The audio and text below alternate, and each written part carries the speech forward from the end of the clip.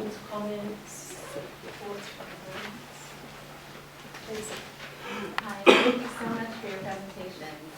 I'm wondering if each of you wanted to comment on the recently passed local area plan in downtown Eastside, and especially some of you were talking about systemic disinvestment over the years, and now that, and the power of political choices.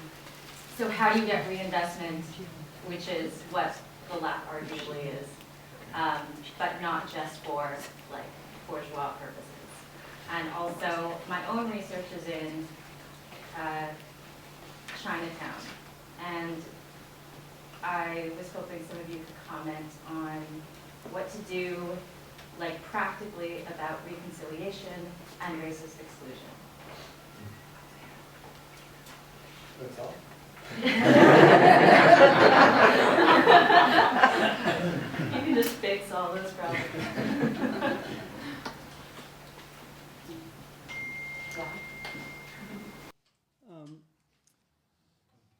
Unlike some of my colleagues, I thought there was room for one senior planner for the downtown east side at a time, but I will comment briefly on it.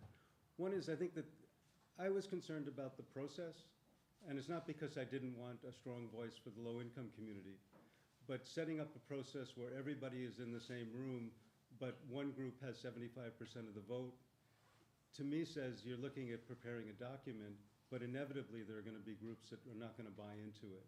And what saddened me about the plan is that we took a lot of time over the years to try to build common interests. And those interests haven't been destroyed, but they were set back a bit because the partners, including Chinatown, didn't buy in enthusiastically to a plan that was supposed to cover their area as well. And I think that's a shame. But the plan itself, I think what the city is trying to do, if you think of the city, the Mayor Robertson on a white charger, ending homelessness and also solving affordable housing. We can't do this without the senior governments. It just can't be done. Density is not enough. Zoning regulations are not enough. It just can't be done. And I think that the trick to this, to make all the communities work, is to create the kind of affordable housing and the opportunities for the low-income residents so that Chinatown can thrive, so that Gastown can thrive, so that Strathcona can thrive, but also we can do it in an honorable way.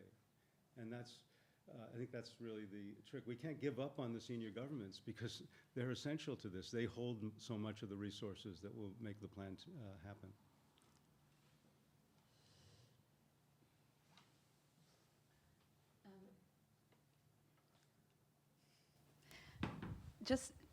Just really briefly about the racist exclusion, and I think that in my own research, I think that's actually a really important piece as well, because the history of Chinese settlement here is really intimately bound up with Indigenous populations as well, and I think that those municipal mechanisms and regulations that excluded Indigenous people were doing the same thing as well to the Chinese population and to others. So I'm really interested in exploring that further, which is what I want to say, and looking at what exactly those mechanisms were in the city of Vancouver. I'm not familiar with the work, but I think it's a really important piece, and I'll be happy to share that with you when it emerges.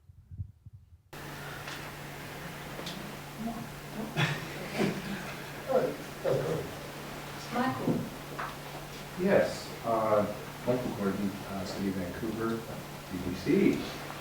So I'm just back from Medellin, and I was on two panels. Well, I was on four, actually. But two of them had Dr. Michael Harris on them, and he's from England. He also works for the Royal Town Planning Institute. And what I was quite fascinated by is he zeroed in on a big challenge that I face every year teaching the housing policy course, and that is there's less and less good demographic data to draw upon for us to measure what we're doing in housing and to understand communities. For example, Dr. Michael Harris noted that in an area called the Docklands, which the Reichmans developed, are major pockets of deprivation, which are not captured by the census statistics. And only by burrowing in through health indicators, are you actually able to discover that?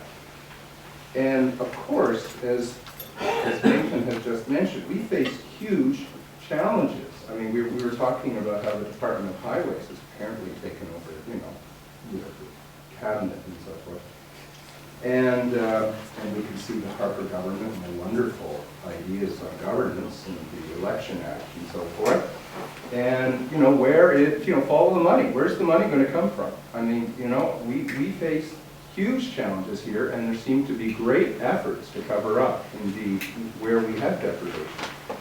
So the one light of hope I would offer for Dr. Michael Harris is he's looking at health indicators, and one very simple one, how on average, how old are people when they die? And he's looking at that in smaller and smaller areas, because frankly, since we got rid of the long form and so forth, there's increasingly very poor information on that if we really want to drill into where indeed we have deprivation, where we have health issues, where we have poverty. So I just wanted to offer that up. And possibly you might want to tell us a little bit more about using health indicators.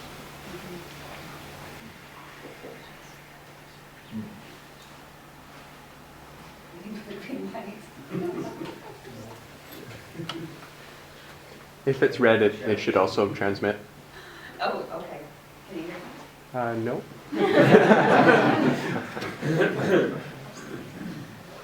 Okay, how about no? Okay. Yeah, I think the big challenge with the health indicators is just because there's been lots of research done on social determinants of health. This is like a big field, and things like the Whitehall studies in the UK, right, looking at levels of income connected to levels of health. So the higher your income, the better your health, and lots of really seminal important work. But it's about connecting it up to planning and to planners and to sort of figure out ways to action that kind of research in a way that that planners can take up, and how it can be made relevant to their work. And because that's often there's sort of the argument that it's sort of beyond the purview of their job descriptions or their jurisdiction or whatnot. So I think that connection between public health and planning needs to be strengthened, and there needs to be sort of more frameworks articulated as to how planners can take that kind of information and work in collaboration with researchers and with others to create that kind of change that needs to happen, especially amongst people who are falling through the cracks, as you mentioned, like in the Docklands. So. Yeah. You want to try that one? Yeah. Oh, great. How's that? It's good? I just want to echo, I think there's just a tiny point that I would like to echo of yours there. It was Michael? Yeah, Michael. That I don't know if you all caught this last night, but there were two things that I noticed quite, that caught my attention. One is when Gord, you walk in? When Gord was speaking, he said something, he used the phrase, "That's why we're rich." And that seems correct. Vancouver does seem like a wealthy city in many ways to me. That seems like a very popular narrative, that I've certainly thought and said.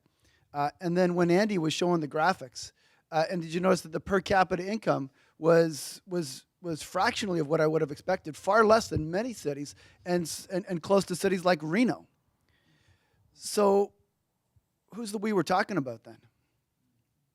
So I think that, and one of the reasons I appreciate Andy so much is because there actually is data that we can look at and talk about like that. And I think that if I caught your call correctly, for a certain amount of data collection on particular determinants, I think even just a very simple graphic like the one Andy showed about per capita income begins to disrupt a whole set of narratives that I personally, just that thing, and I don't think he's here yet today, but I want to talk to him about that and say, well, what does that mean? Because that doesn't look like the Vancouver that we're told about. We're not told that, a sparkling jewel by the sea where everybody's riding unicorns. And I think probably Tom and Katie are going to be picking up on that point in later sessions today. Yeah, just a quick comment or really sort of an observation. sort of pertaining to what Matt was saying about how, about Portland, how when the community gardens and the bike lanes come in, it's when black people have to move out. And I thought it was kind of interesting. And a friend of mine who used to live in Woodwards, he's you know, he's a well-dressed fella, and one day, like someone told him, like, you're not part of this community. So, you know, like, that's us to think, what is community? And that will lead me to sort of talk a little bit about the part of the narrative against density, or sort of, you know, development. It's probably one that could be owed to the creation of the other. And in this case, the other actually becomes, you know, the glass towers, the high-rise development becomes the modernist buildings. And, you know, in the past, they were the modernists were the people who create the other, the colonialists were the people who create the others. And in sort of outside of the downtown core, you know, in suburban Vancouver, where you have single-family houses and stuff like that, the towers themselves become a manifestation of the other. So it's kind of interesting, you know, like what was once the prime is now the other, that sort of inversion. And the rest of, like, the single-family housing and stuff like that becomes imagined as themselves as sort of the true, proper kind of Vancouver, what Vancouver must be. In my mind, it's sort of modeled after some sort of version of a, you know, Village Vancouver, which is again modeled after some sort of arts and crafts, kind of like William Morris, Ruskin, kind of like imagination of the bucolic setting of like what life must be, what Vancouver must be, in contrast to these other taller glass towers, you know, with density and stuff like that. And that also led me to think about what Leanna was saying about how in Tawasin, when the ban over there was like, so they proposed a mall, there was some towers proposed, you know, like a barrage, and how people were objectionable to that, because so in that case, the Tawasin ban and the ban over Berat, you know, like they've almost become doubly othered. First, because they're othered in the first sense that they have like committed, you know, they are building these tall buildings, malls, which are seen as sort of un-native, and they're not, you know, performing themselves as the sort of the proper exotic for the consumption of, you know, like what is considered proper Vancouver. One has to be village-like, and so if the natives are sort of like doing high-rises and malls, they're not native enough. So that double otherness, that's kind of interesting as well. And the question was a comment, and the question is actually, Leanna, I was interested in if you can expand on, you had mentioned something about how suicide rates were higher for places with less rates of control, and places where the higher rates of control, the rates are lower, and it was just interesting if that could be expanded, yeah. Sure. I mean, I think that over the last couple of decades, that's what the researchers have been trying to sort of tease out, you know, what exactly that is all about. Because in fact, their subsequent research found that those nations who withdrew from the treaty process actually had lower rates of suicide than those who were engaged in treaty negotiations, which seems counterintuitive compared to their earlier conclusions, but actually being involved in those sort of what some have called, you know, neo-colonial processes, it was actually more empowering to withdraw from them and to be pursuing their own self-determining futures. So I think it is. I think it's about being able to determine for yourselves where you live, how you live, the ways in which you do that. And I think that it's really telling for planning, for Indigenous community planning, and for the ways in which organizations in the city can address these deep health inequities that are present in the city